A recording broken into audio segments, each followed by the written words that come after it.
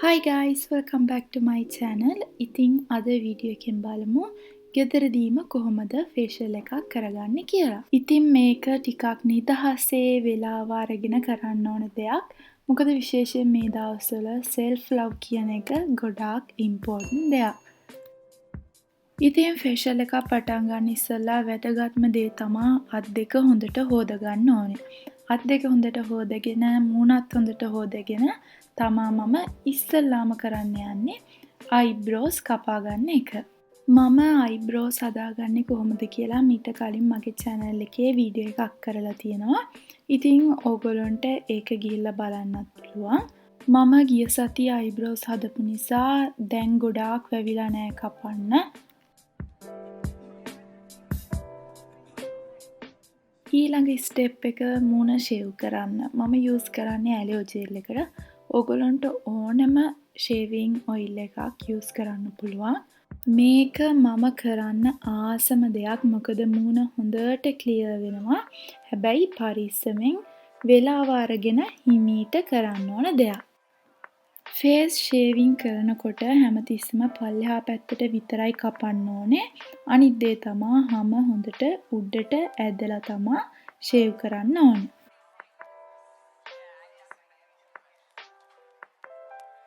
Shave කරලා ඉවර වෙලා කොටන් පැඩ්ස් දෙකක් අරගෙන මම මූණ ක්ලියර් කරගන්නවා.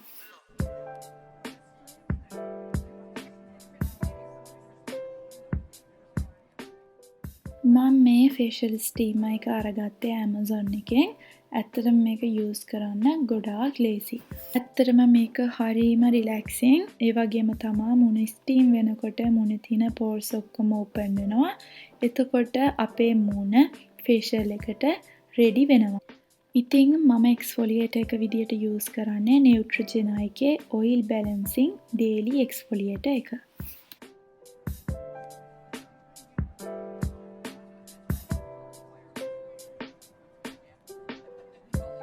ස්ක්‍රබ් එක හොඳට හොදලා ඇරියට පස්සේ මම මේ ටූල් එක යූස් කරගන්නවා. හැබැයි මම මේක ගොඩාක් යූස් කරන්න යන්නේ නැහැ. ඉඳලා හිටලා තමයි යූස් කරන්නේ. මොකද ඒක පරිස්සමෙන් යූස් කරන්න ඕන දෙයක්. මම ෆේස් මාස්ක් එක විදියට යූස් කරන්න යන්නේ මේක Avon එකේ gold face mask එක.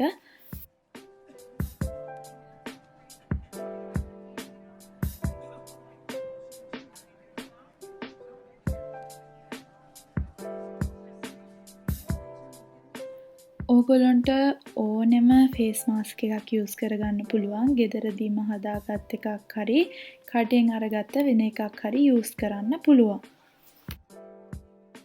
මේක ගාලා මිනිත්තු 10ක් නැත්තම් මේ මාස්ක් එක වේලෙනකන් තියලා ඊට පස්සේ අයින් කරන්න තමා තියෙන්නේ.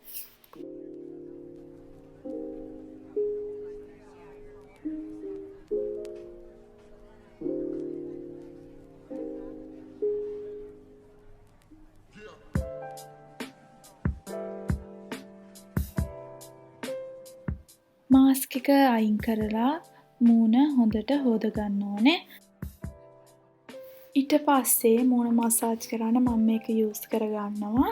හැබැයි ඔයාලට අතින් උනත් මූණට හොඳ මසාජ් එකක් කරගන්න පුළුවන්.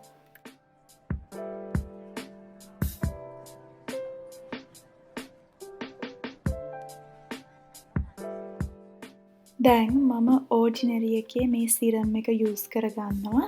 මම ඇත්තටම ඕඩිනරි බ්‍රෑන්ඩ් එකේ යූස් කරන පළවෙනි ප්‍රොඩක්ට් එක මේක.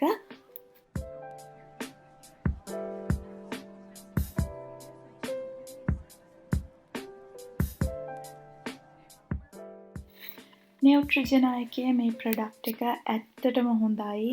මූණට ගොඩක් බර නෑ. හරිම සනීපයි, සැහැල්ලුයි මේ ක්‍රීම් එක. ඉතින් මේක මම ආසම ලිප් බාම් එක. ෆේෂියල් රුටීන් එකේ අන්තිම ස්ටෙප් එක තමා ලිප් බාම් එක. ඉතින් මේක තමා මම ගෙදරදී කරගන්න ෆේෂියල් එක. මං හිතනවා ඔයගොල්ලෝ මේ වීඩියෝ එක එන්ජොයි කරන්න ඇති කියලා. ඉතින් මගේ YouTube channel එක subscribe කරන්න අමතක කරන්නත් එපා. Take care. Bye bye.